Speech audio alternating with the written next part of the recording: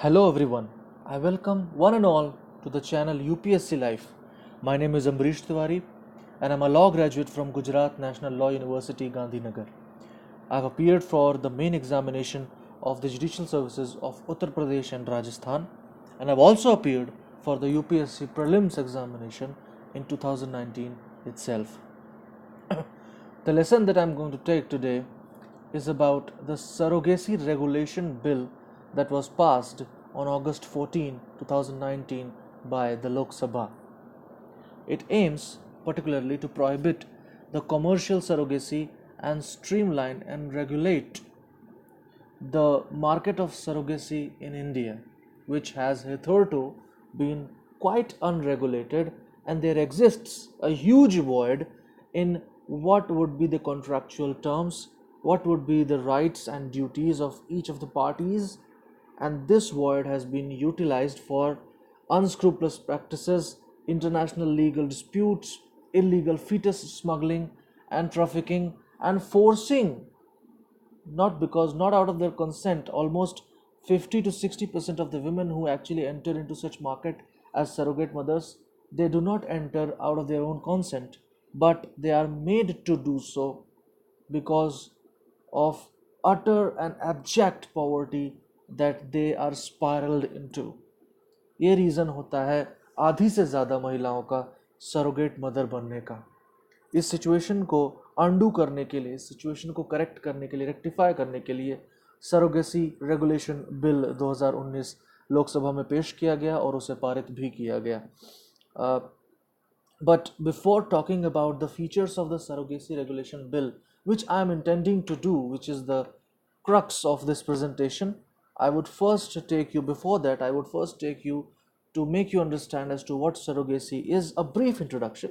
वैसे तो I know कि it's a very common topic, it's a very common thing in today's times, but let us do it for the sake of order. So yeah, surrogacy is basically when a woman agrees to gestate a baby for another couple or an individual. It's basically called a renting of a womb, and driven by factors like low cost and absence of strict legislation, it became a booming business in this country as well. Now there are two types of surrogacy, which is gestational and traditional. In the gestational type, the embryo is fertilized by the in vitro method, that is, the sperm and the egg, they are brought out from the two sources, and they are made to intermingle in controlled circumstances, in controlled environment, using the scientific techniques, the scientific apparatuses. So that is called in vitro method, and then that is implanted into the womb of the surrogate mother. In the second, or the traditional method, the woman is impregnated by insemination of the sperms of the intended man. No, not they do not establish a sexual relationship. No, the sperm is directly introduced into the womb of the woman and not taken out and then fertilized under the controlled circumstances of scientific apparatuses, various scientific apparatuses, and then put back into the womb itself. No, the egg is not taken out, the sperm is taken out and then it is put into the womb. That is called the traditional surrogacy. There is also one more type of differentiation, easier type of differentiation. There are two types of surrogacy in that field also, which is based on commercial outcome out of that activity. So in that, it is divided into commercial and non-commercial or altruistic surrogacy, which I'll be talking about because it is one of the features of this bill as well. Commercial surrogacy is basically when the woman who becomes a surrogate mother is hired, literally hired, on the payment of money, in exchange for money.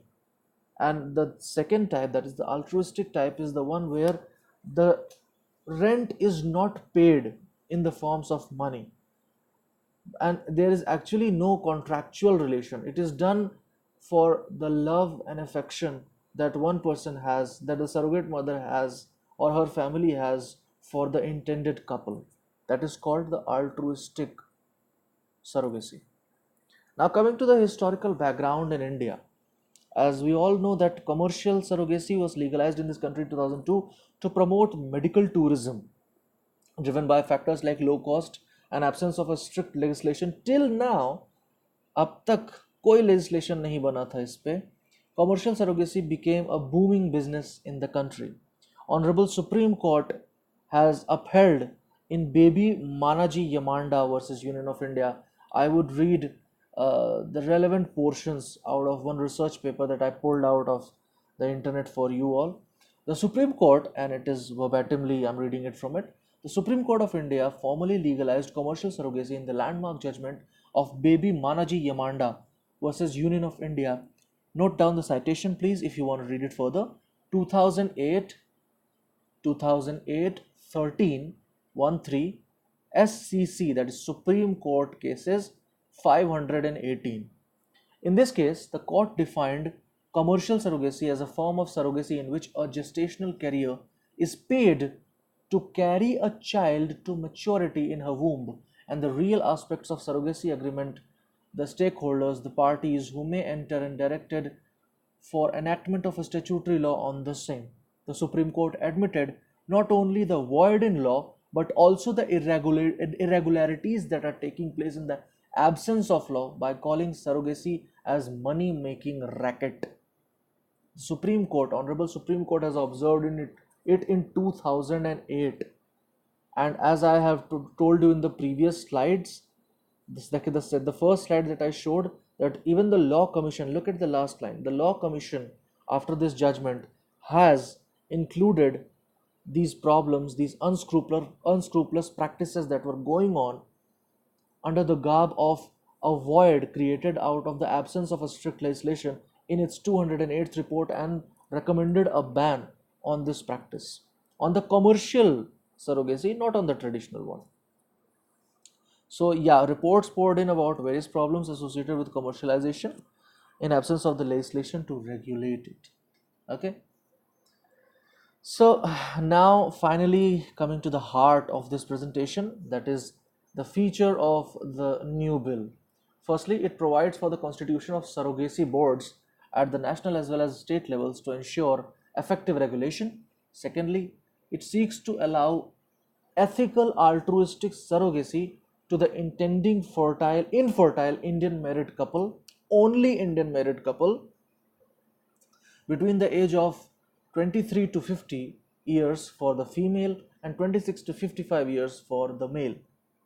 Only Indian couples who have been legally married for at least 5 years would be allowed to opt for surrogacy. Now, additionally, it also makes it mandatory for the couple to obtain a certificate of essentiality and a certificate of eligibility. It also provides for that the intending couple should not abandon the child born out of surrogacy in any condition. यहाँ पे मैं ये बताना चाह रहा हूँ कि पहले, बिकॉज नॉर्मली इंसान आज का क्या हो गया, it has become very cruel.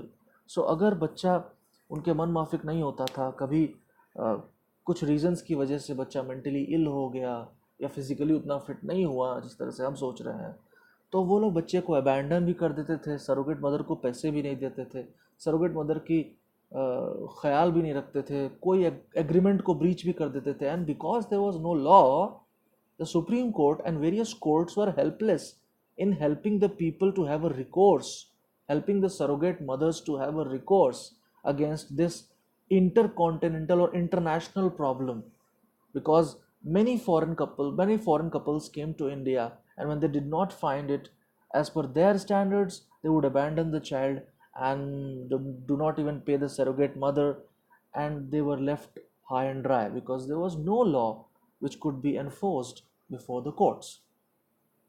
So yeah, now coming to the next point, it also stipulates a separate eligibility criterion for the surrogate mother. The surrogate mother must be a close relative of the intending couple, mark my words, a close relative of the intending couple, and must be a married woman having a child of her own. She should be between the age of 25 to 35, and she could be a surrogate mother only once. So 4 eligibility criterion which we will regurgitate very fast, बहुत जल्दी दोहराते हैं उसे. पहला कि उसका शादी होना चाहिए, वो क्लोज रिलेटिव होनी चाहिए इंटेंडिंग कपल की, 25 से 35 साल की उम्र के बीच में होनी चाहिए, और पहले एक सरोगेट मदर उसको नहीं बनना होगा. वो सिर्फ एक बार ही सरोगेट मदर बन सकती है. कोई भी महिला सिर्फ एक बार ही सरोगेट मदर बन सकती है अगर वो बाकी सारे क्राइटेरियन को पूरा करती है. Now, on the legal status of the surrogate child, the bill states that every child born out of surrogacy will have all the rights as the biological child of the intending couple.